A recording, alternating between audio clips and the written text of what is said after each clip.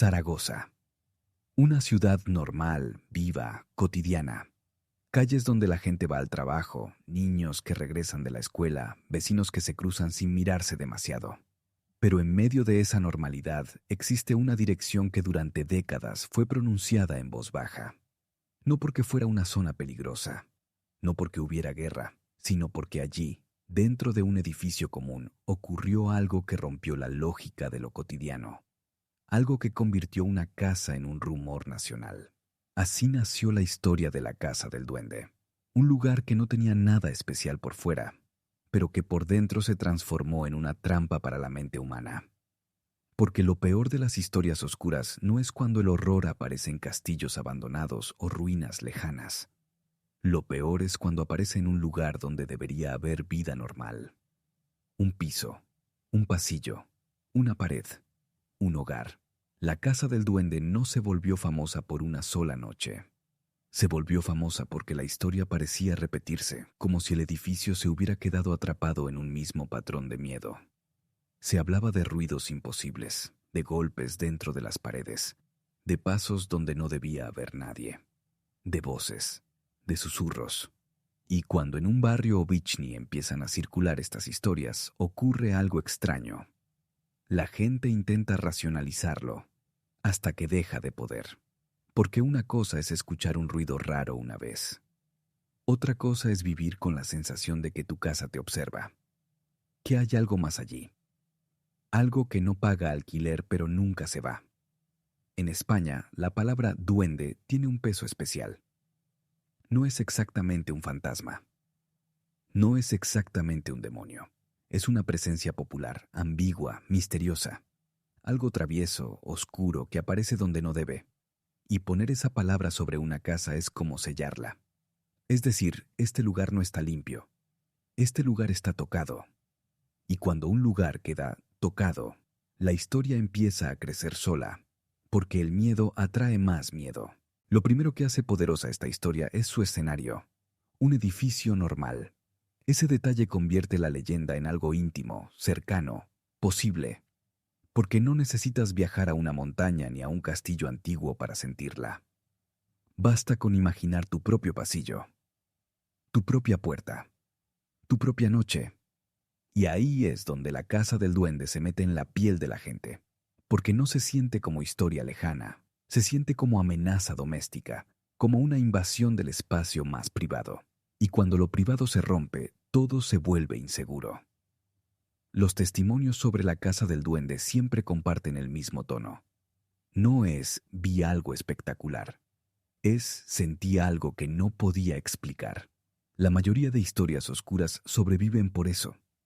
Por sensaciones, no por pruebas.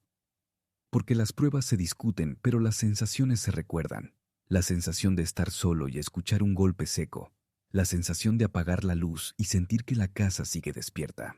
La sensación de que hay un punto de la habitación que siempre está demasiado frío, demasiado silencioso, demasiado cargado. La Casa del Duende se convirtió en un caso famoso porque era una de esas historias donde el miedo no venía de un susto grande, venía del desgaste.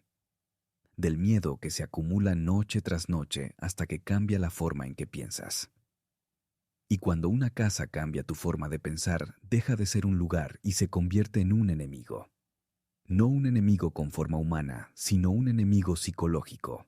Porque el terror más profundo no es ver algo. El terror más profundo es esperar algo. Y esperar algo cada noche te destruye poco a poco.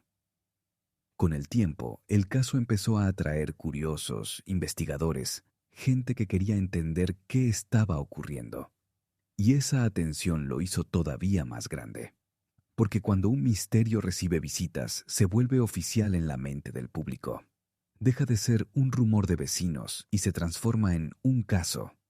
Un caso con nombre, un caso con historia. Y la Casa del Duende empezó a vivir como viven los casos famosos, con versiones diferentes, con exageraciones, con discusiones entre escépticos y creyentes. Pero lo único que permanecía fijo era la idea central. Algo pasaba dentro. Algo que nadie podía explicar de forma simple. Y lo que hace que esta historia funcione tan bien como documental oscuro es que el miedo no es solo sobrenatural. también es social, porque cuando una casa adquiere una reputación, esa reputación la destruye. Los vecinos empiezan a evitarla. La gente señala. Se generan rumores nuevos solo por estar cerca, y el lugar comienza a existir como un símbolo, no como un hogar. De repente, vivir allí ya no significa vivir en Zaragoza. Significa vivir dentro de una historia. Y eso es una condena. Porque el hogar debería ser un refugio, y aquí el hogar se convirtió en escenario público del miedo. Hay algo muy cruel en eso, porque incluso si todo tuviera una explicación normal, tuberías, estructura, ruidos, el daño ya estaría hecho. La mente humana no perdona la duda. Si una casa te asustó de verdad, J.B. Odín Ras nunca vuelve a ser la misma. Puedes pintar las paredes, cambiar muebles, cambiar puertas, pero la memoria se queda. Y la memoria, cuando se mezcla con miedo, se convierte en una sombra permanente. La casa del duende se volvió famosa porque parecía una puerta abierta a lo invisible dentro de una ciudad viva. Y esa contradicción fue lo que la hizo irresistible para España. Porque la gente quería creer que lo paranormal estaba en lugares lejanos, en bosques, en ruinas, en cementerios. Pero esta historia decía algo más aterrador. Está en tu edificio. Está en la pared de al lado. Está detrás de la puerta. Está en el mismo pasillo por el que pasas cash den sin pensar. Y si esa posibilidad existe, entonces ninguna casa es completamente segura. Por eso, incluso quienes no creen en fantasmas sienten el peso de este tipo de historias. Porque aunque no creas en lo sobrenatural, sí crees en el miedo humano. Crees en lo que puede hacer la sugestión, el insomnio, la tensión. Y cuando un edificio te obliga a vivir en tensión, te destruye igual que un monstruo. La casa del duende, en ese sentido, es terror real. No por un ser invisible, sino por el efecto que provoca en la vida cotidiana. Porque el terror real es perder la tranquilidad. Y perder la tranquilidad en tu propia casa es una forma de cárcel. Después de los primeros ruidos, la casa dejó de ser simplemente extraña y empezó a ser insoportable. Porque el miedo real no llega como una película, llega como una rutina. Y cuando un miedo se vuelve rutina, ya no se parece a un susto, se parece a una enfermedad lenta. Los vecinos comenzaron a hablar entre ellos con la misma frase repetida. No es normal. Golpes a horas exactas. Sonidos que parecían moverse por el edificio como si siguieran a alguien. Vibraciones que se sentían en el suelo como si algo caminara con peso. Objetos que caían sin explicación clara. Puertas que sonaban aunque nadie las tocara. Y lo más peligroso de todo, cuando varias personas cuentan lo mismo en diferentes momentos, con el mismo tono de incomodidad. Porque una persona puede estar sugestionada. Dos personas pueden confundirse. Pero cuando un edificio entero empieza a reaccionar, la imaginación colectiva se convierte en un monstruo real. No importa si la causa es física o psicológica, el resultado es el mismo. El hogar se transforma en un lugar donde el cuerpo ya no descansa. En ese punto, la historia crece como crecen todas las historias oscuras, con el contraste entre lo que se ve y lo que se siente. Por fuera, la casa del duende era un edificio común, uno más redicientos. Una fachada normal, ventanas normales, un portal normal. Nada de ruinas, nada de gótico, nada de castillos. Pero por dentro, de noche, se estaba transformando en un escenario donde cada ruido era una amenaza. Los pasillos se volvían más largos por la oscuridad. Las escaleras sonaban más fuertes. Las paredes parecían demasiado finas. Y cuando la mente humana empieza a interpretar sonidos como intenciones, la casa deja de ser un lugar y se convierte en un adversario. No es solo hay ruidos, es algo quiere que lo escuchemos. Y esa idea es veneno puro, porque en el momento en que crees que hay intención, ya no estás luchando contra el azar, estás luchando contra una presencia. Al principio, todos intentan ser razonables. Es un instinto de supervivencia. Nadie quiere creer que su casa está maldita. Nadie quiere creer que hay algo inexplicable en su propio salón, así que aparecen explicaciones normales. Tuberías, estructura vieja, vecinos moviendo muebles, viento colándose por una ventana mal cerrada.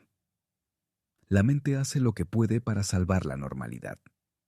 Pero la normalidad tiene un problema. solo funciona si cierra todas las preguntas. Y aquí no cerraba, porque los sonidos parecían elegir momentos. Parecían aparecer cuando había silencio total, cuando el edificio estaba dormido, cuando todo debería estar quieto. A veces un golpe seco, aislado, como un martillazo en la pared. A veces una secuencia, como si algo probara, insistiera, jugara con el eco. Y esa diferencia es lo que destruye la lógica. Si fuera un fallo técnico, sería constante, sería aburrido, sería predecible. Pero cuando algo parece selectivo, parece inteligente. Y cuando parece inteligente, el miedo crece sin freno. Los vecinos comenzaron a cambiar hábitos y ese es el verdadero termómetro del terror. No son las pruebas, es la conducta. Algunos dormían menos, otros evitaban ciertas habitaciones, otros dejaban luces encendidas, otros ponían la radio baja para romper el silencio, otros se levantaban por la noche para comprobar. Y esa necesidad de comprobar es el inicio de la obsesión, porque cuando te levantas una vez, te levantarás otra. Y cuando te levantas cada noche, la casa ya te controla. No importa si existe un duende o no. El poder del duende es que tú mismo te conviertes en su prisionero. El fenómeno ya no necesita manifestarse con fuerza, se alimenta de tu vigilancia. En ese ambiente, la casa empezó a sentirse viva. No por magia, sino por percepción. El silencio parecía tener textura. Había esquinas que se sentían pesadas, como si el aire costara más. Había zonas donde la gente caminaba más rápido sin saber por qué. Había puertas que nadie quería tocar 2 veces. Y lo más inquietante, el edificio empezó a generar la sensación de respuesta. Una cosa es escuchar ruidos. Otra cosa es sentir que el lugar responde cuando tú reaccionas. Si alguien hablaba del tema, parecía que sonaba algo. Si alguien se callaba, parecía que el golpe llegaba. Si alguien intentaba ignorarlo, volvía. Esa idea de respuesta convierte un edificio en un ser.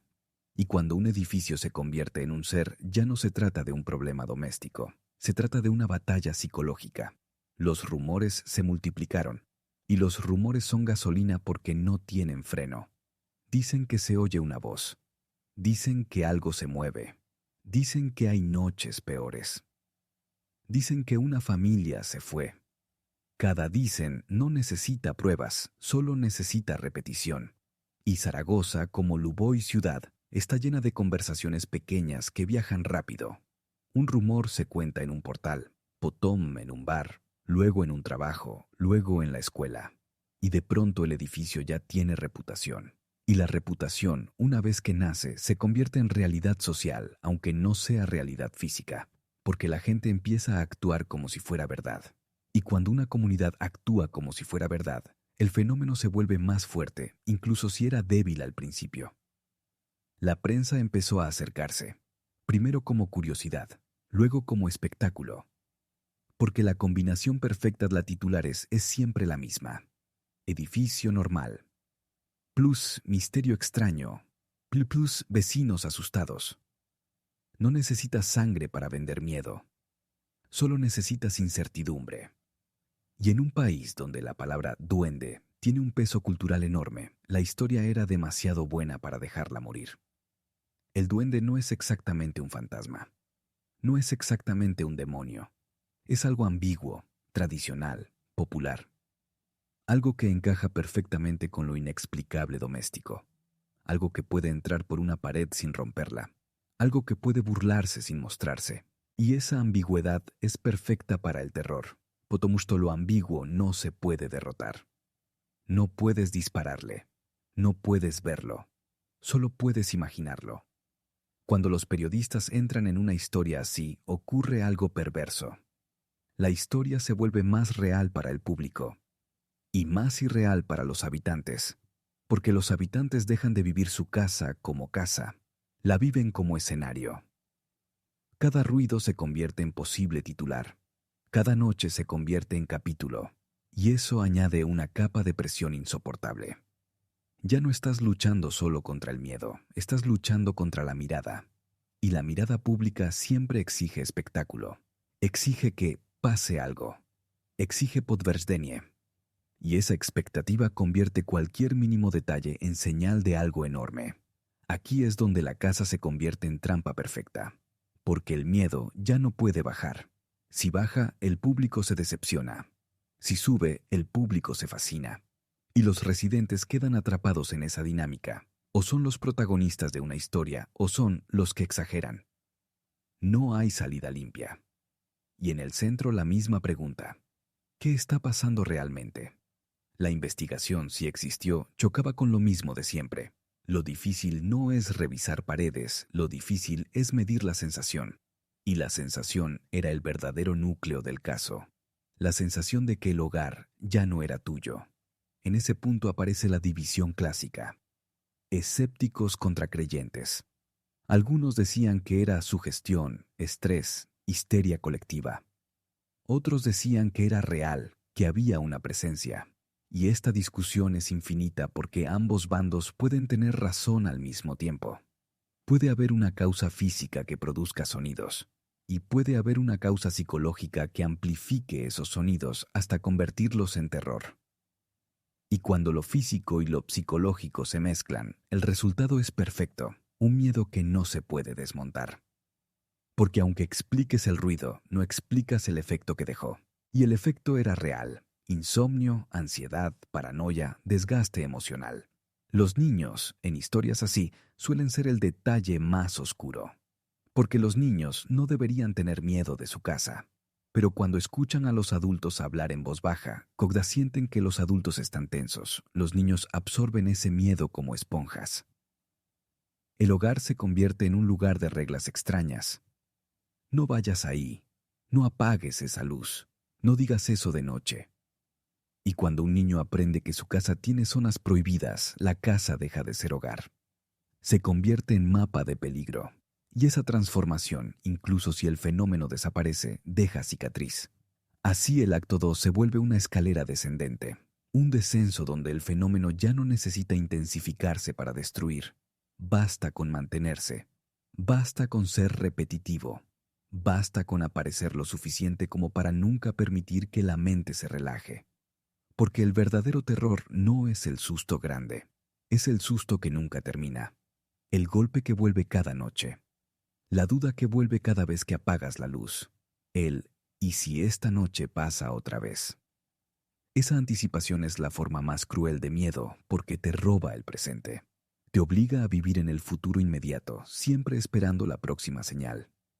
Y entonces llega el punto de quiebre. El momento en que la casa deja de ser un lugar donde vives y se convierte en un lugar del que intentas sobrevivir. Hay una diferencia enorme entre esas dos cosas. Vivir es descansar. Sobrevivir es vigilar. Y cuando sobrevives dentro de tu propia casa, la vida se convierte en cárcel. La casa del duende, en esta etapa, ya no era solo una leyenda urbana naciente. Era una experiencia doméstica que rompía el ritmo humano más básico. El sueño.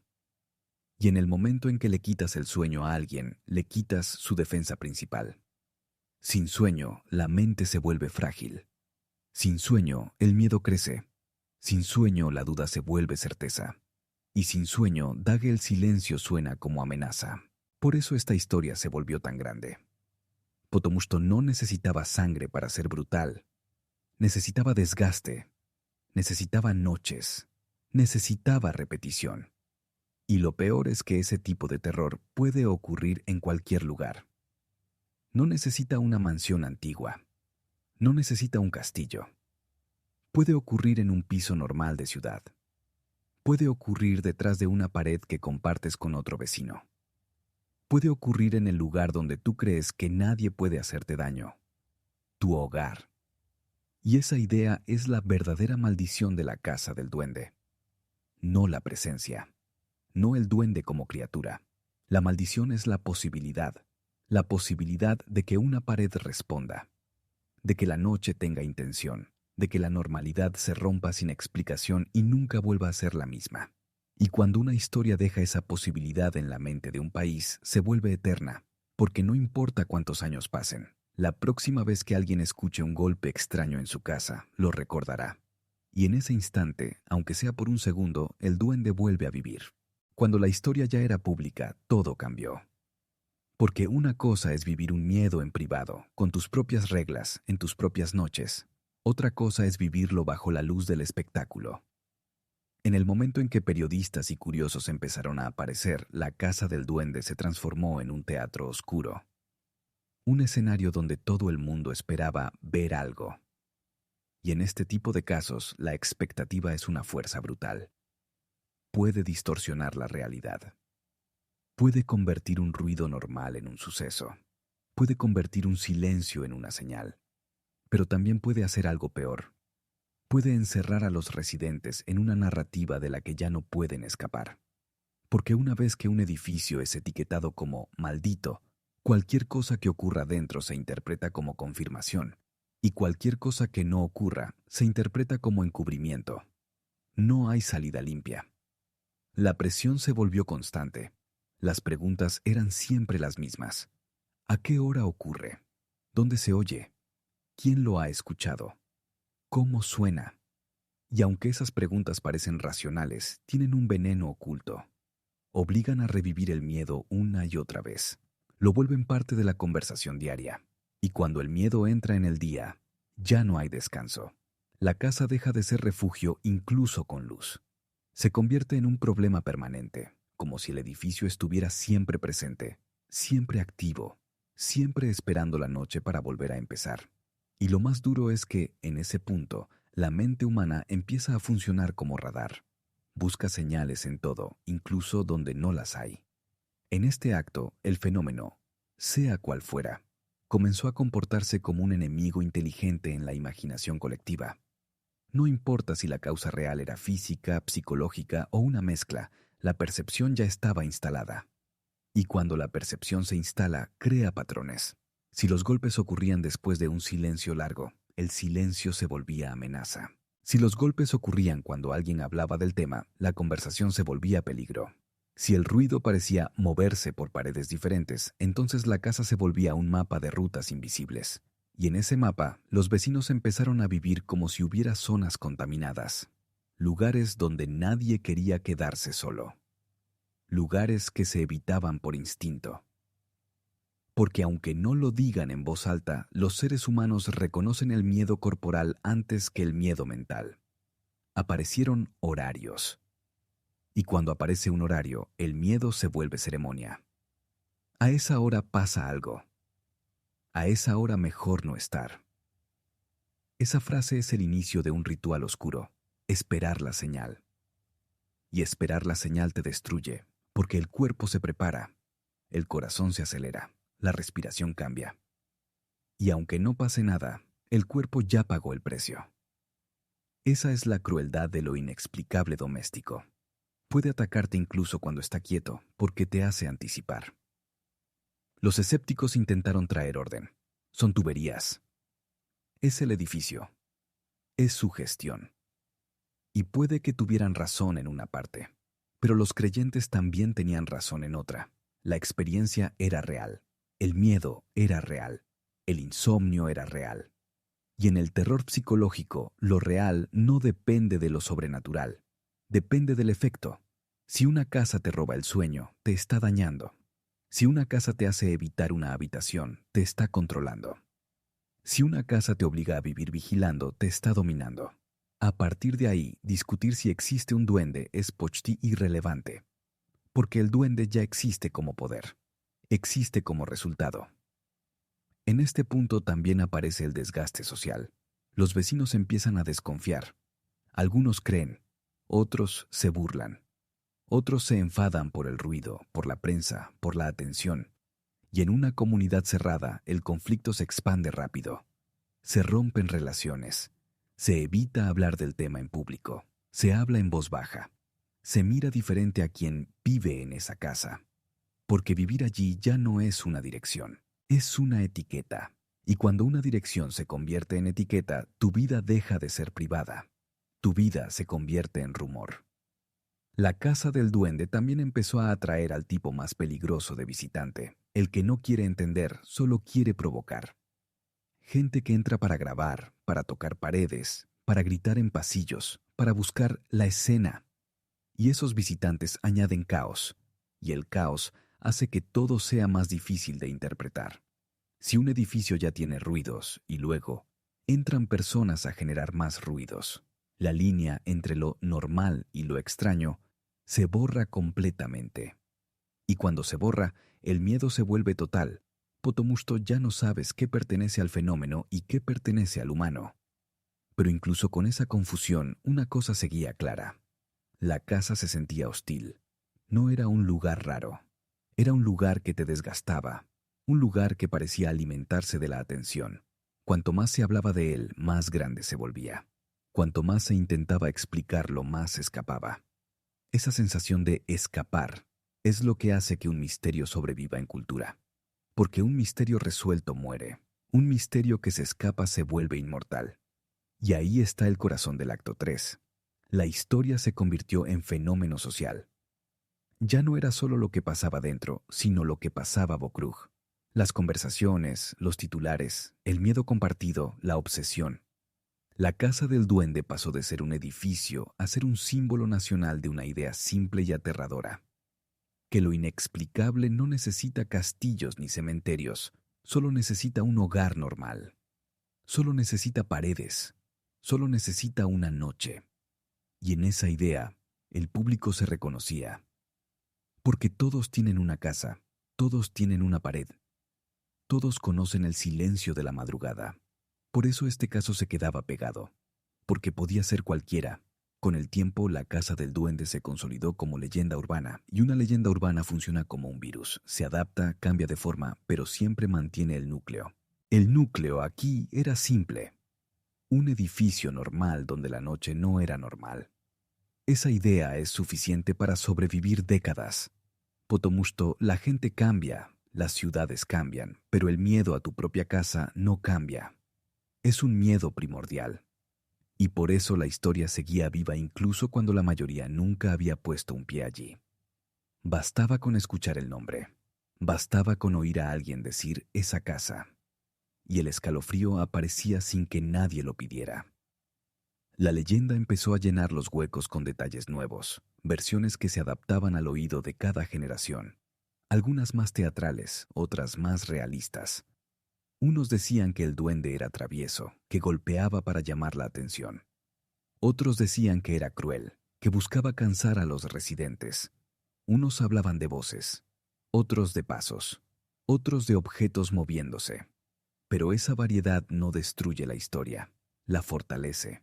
Porque significa que la historia ya no depende de un único hecho, depende de una atmósfera, y la atmósfera se puede narrar de 1000 formas.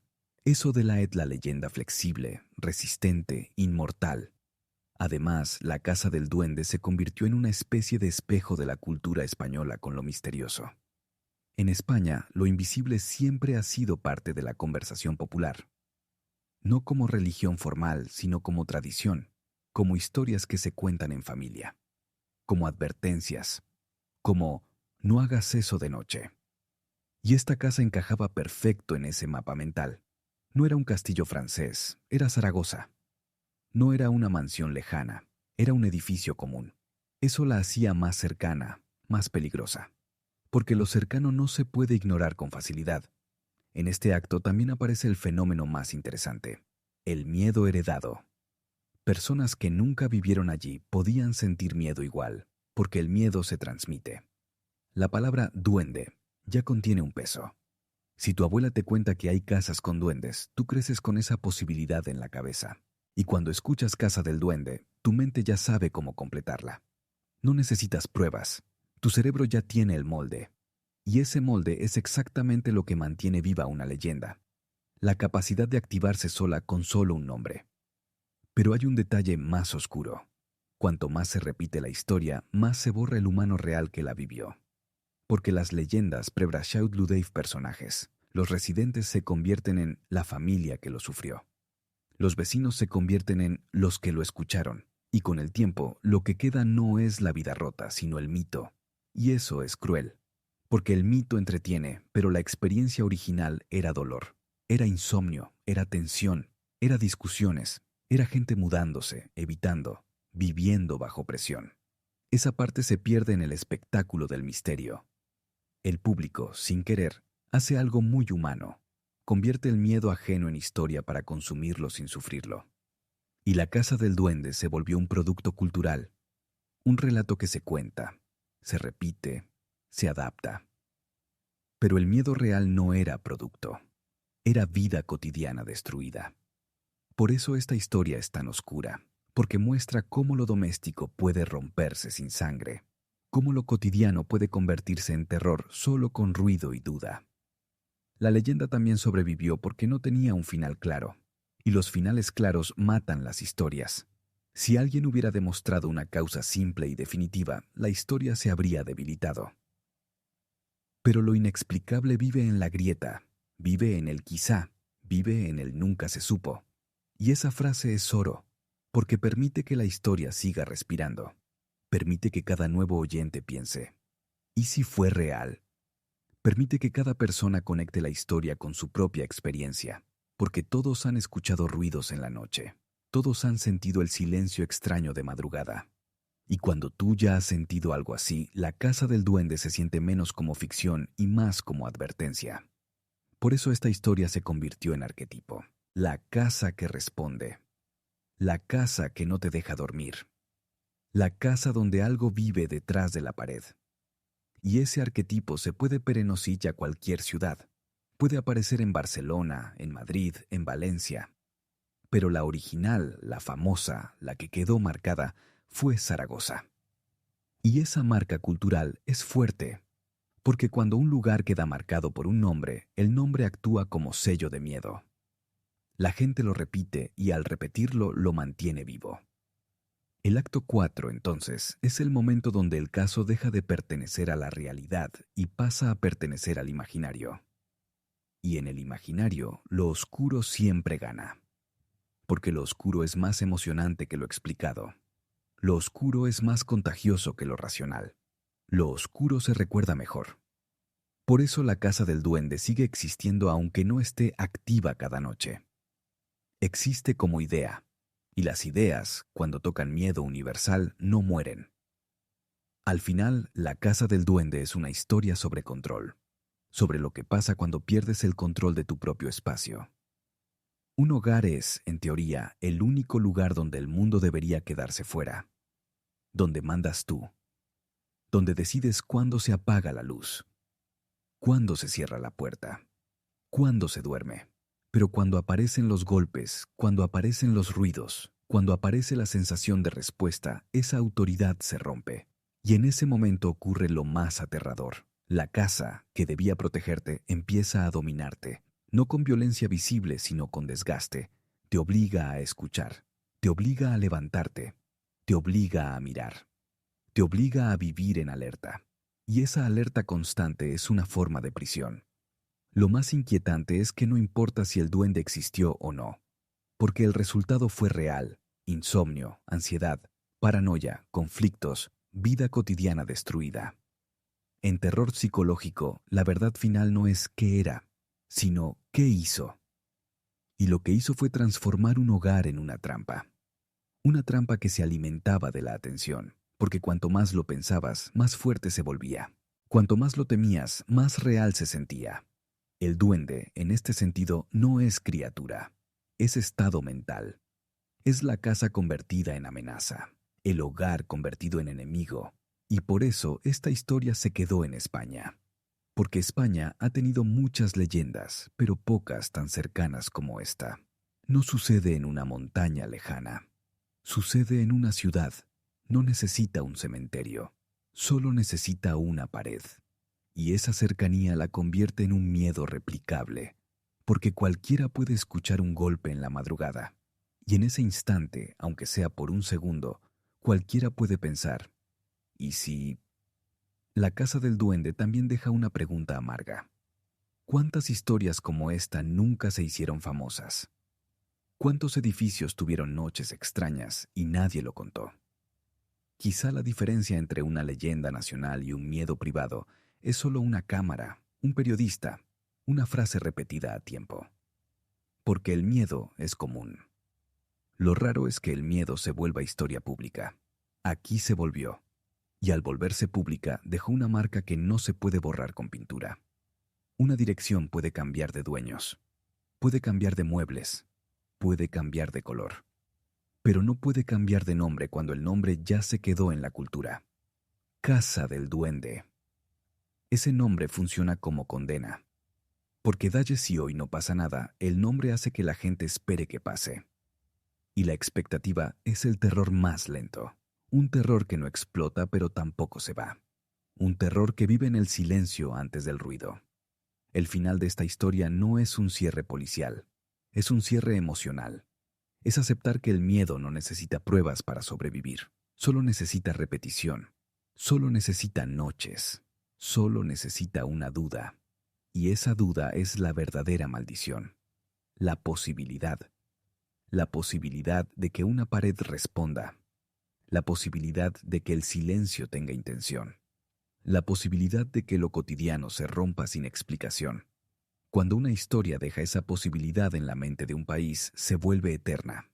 Porque no importa cuántos años pasen, la próxima vez que alguien escuche un golpe raro en su casa, lo recordará. Y en ese instante, aunque sea solo un segundo, el duende vuelve a vivir. No necesariamente en Zaragoza, en la mente de quien lo recuerda.